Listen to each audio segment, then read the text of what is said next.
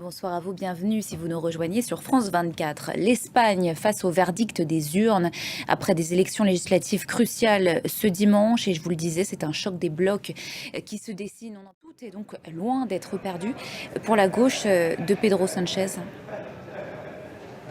Oui, effectivement, je crois que Yolanda Díaz, qui est à la tête de Suma, l'a très bien résumé. Céline Schmitt en direct de Madrid, merci à vous pour ces premiers éléments d'analyse. On continue à décrypter ces premiers résultats avec vous, Caroline de Camaret. Bonsoir à vous. Que nous disent ces premiers éléments? C'est en fait le scénario d'une impasse politique qui se profile? Alors, d'abord, ce sont en effet des premiers résultats, comme vous le dites très bien, pour 60% de dépouillement. Merci à vous, Caroline de Camaret. Vous restez avec nous, bien évidemment, pour suivre ces résultats au fil de la soirée sur France 24. Autre grand titre ce soir, cet été de tous les records et de tous les dangers. En Grèce, le pays qui traverse la plus longue canicule de son histoire fait aussi face à des incendies hors de contrôle, notamment sur l'île de Rhodes.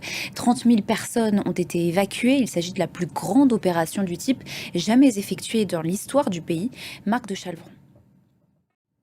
En Grèce, toujours, je vous propose à présent d'écouter le témoignage d'une touriste française de 37 ans qui a eu la peur de sa vie. Piégée par l'incendie avec sa fille et son mari, la famille a marché 4 heures sous la menace des flammes pour rejoindre l'aéroport. Son histoire avec Anaïs Baucher. C'est un nouveau symbole des crimes de guerre de l'armée russe selon Kiev. La cathédrale d'Odessa, en Ukraine, classée et protégée par l'UNESCO, a été en grande partie détruite la nuit dernière. La ville a été ciblée par au moins 19 tirs de missiles.